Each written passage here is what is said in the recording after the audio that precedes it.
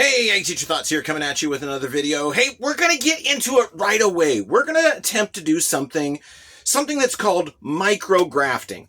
Now, if you Google micrografting, make sure it's micrografting of plants. Otherwise, you get micrografting of hair, like hair.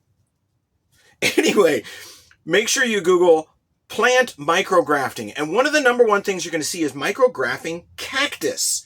But that's not what we're doing here, because we're not dealing with cactus. We're dealing with petunias, and we're dealing with petunia seedlings.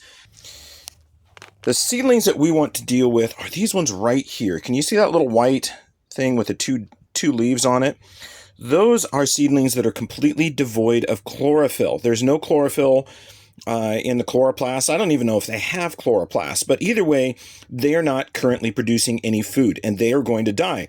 These two seedlings, like this one and this one, are the same age. That's a weed. This is a seedling. This is a seedling. Same age. These used all the energy in their cotyledon, so those two halves of those first primary leaves. And this one is developing solar energy. You know, it's getting energy from the sun. So what we want to do is we want to take one of these and put it onto one of these petunias where it can get the energy from the sun that's produced by the chlorophyll in this plant, and then direct all that energy into one of those little starts there. Now, when I say micrografting, I mean we are dealing with sub-millimeter, or, you know, it's probably less than 20 thousandths of an inch for the stem, and we've got to line that up into our plant so that we can make our graft successful.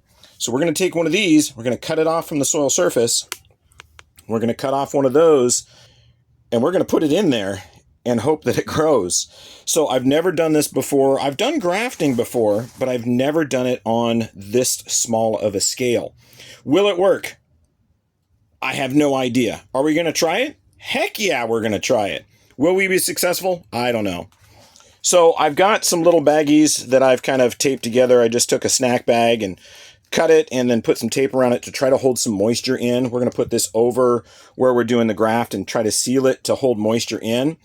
They make things for this, but I don't have that. We're working on a YouTuber budget here, so that's like no budget. I have the best razor blade I've got. This one's brand new. It has already been washed in alcohol, so there shouldn't be any residue or oil residue on that. Should be good to go. I'm wearing gloves on my hands, and we're going to try to get this going. So this is probably going to have to go pretty quick. So if I'm kind of quiet when I'm doing some of this, just understand I'm trying to make this work because, well, I've got a lot to choose from, but I don't have a lot of donor plants or, you know, host plants to work with. We only have a few of those. So let's get you situated, get this moved over, give myself a little bit of working room. And we're gonna have at it right away. All right. So I did a little bit of research on this, and they do it with tissue culture. So they come in and they can micrograft stuff with tissue culture, but when they're doing that, they are mainly working with rootstock. So they'll micrograft on rootstock onto another plant for disease resistance. I don't see anybody trying to put a seedling with zero chlorophyll onto a host plant that has chlorophyll. So this is kind of, I don't know if I'd say this is cutting edge or this is just a pie in the sky shot, but we're gonna trim this one back, and we're gonna leave a few things here to keep drawing up moisture. Okay, so we got a little bit of that cleared out. We want any dead stuff definitely gone. Okay, so I think I've trimmed that one up. Okay. So I think where we're going to work is this section of stem here. So we're going to go ahead and... So we're going to come in, and I'm going to grab one of these seedlings, and I'm going to come in and I'm going to try to split it and then put it in there. And these are all so very tiny.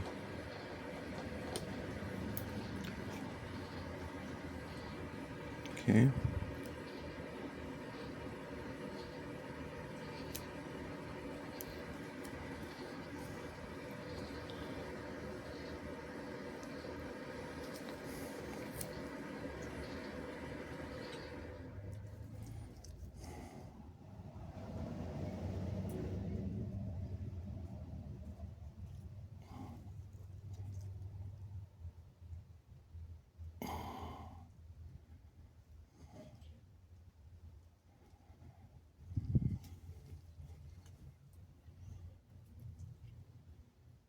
Do you see it? It's right there. Okay. That makes me nervous.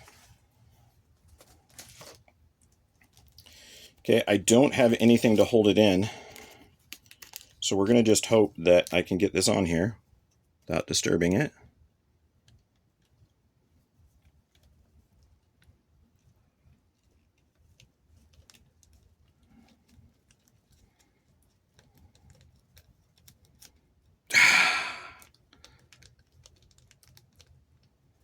I think it's a fail. I just bumped it. Just bumped it.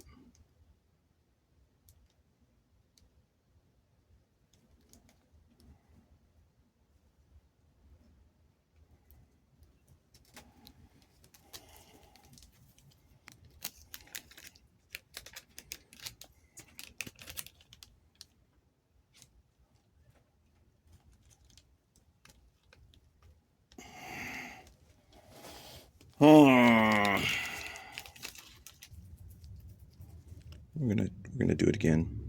Maybe we'll use this other piece as our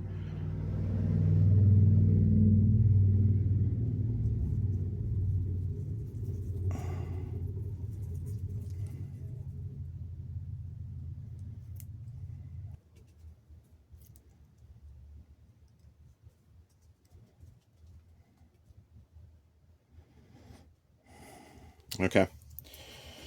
All right, we're gonna consider that one a fail. Okay, we're gonna keep trying. Sorry we get quiet, but I'm trying to concentrate on this one. So we're gonna go ahead and try this again. Okay, we've got that. We're gonna come in and we're gonna do another seedling.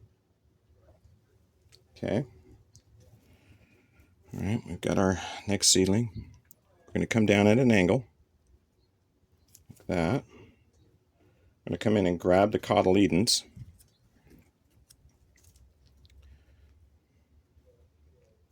I'm going to do our split down our stem.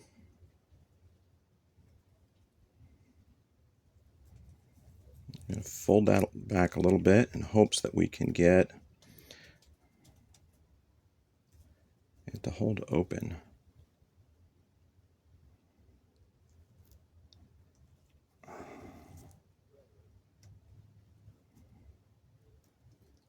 Okay. Okay. That is on there. And we're going to go in and we're going to try to, without touching anything, simply bag this.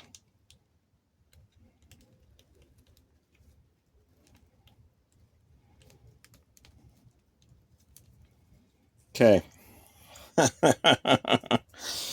I don't know if this is going to work.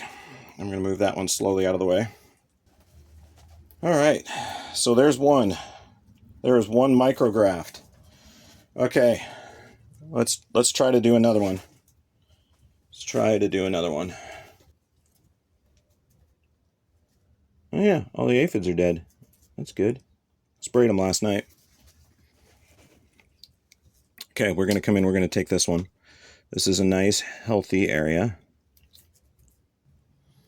Okay, so we're going to be working right here. Okay, we're going to try this again. Got a little baggie. Got that opened up. I'm going to kind of open it up from the inside so that it is wide open. Okay, that one's ready to go. Got our razor blade.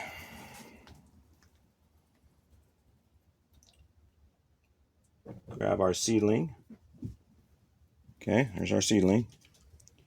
I'm going to come in here. I'm going to do our cut.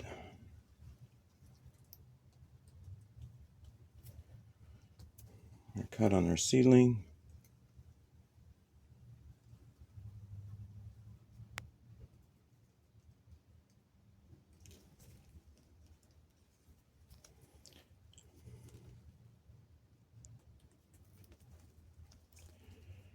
Oh, I don't want to use tweezers, because tweezers will damage the tissue. I don't even, oh, we cut it completely off. Okay, let's do this again.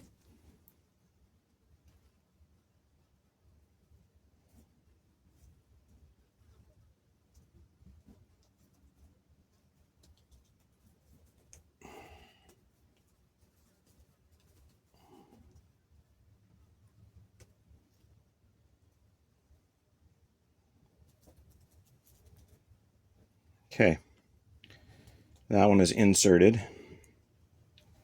Okay, got that one. Got that one on there. Let's see if we can bag it.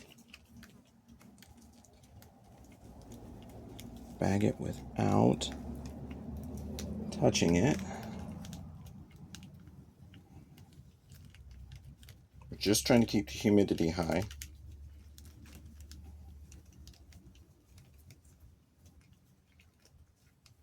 And let the plant heal around it. See if it can keep that alive. Okay, there's 2 micrografts. We're going to try for a 3rd micrograft. Let me get stuff prepared. Okay, so we got our next little baggie set up.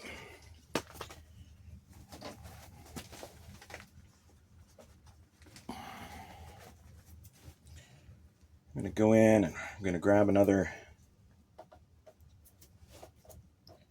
seedling. Killed it. Dang it.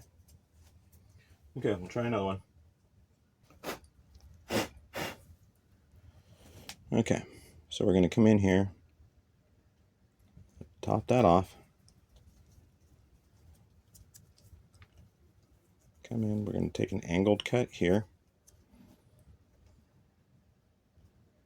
Go straight down in the stem.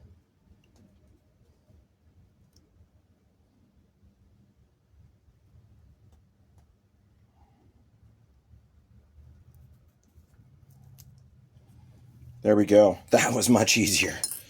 That was much easier. Okay, can you see him? He's right there. That is our micrograft. Okay, all the hard part.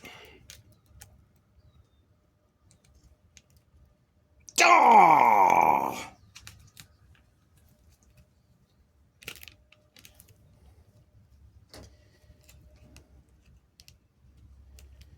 All right. Go, go, go, go, go. We don't want the immune system of the plant to shut off energy to where we're working. Let's get that leaf out of the way.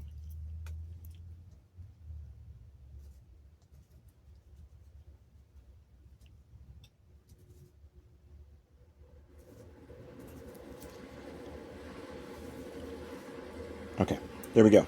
Got it in again.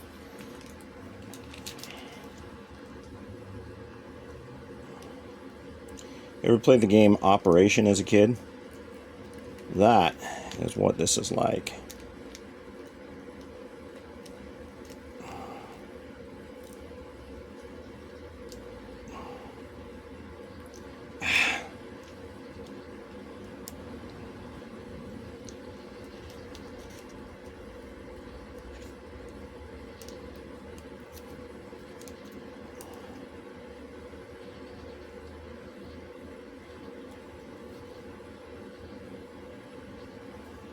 Okay.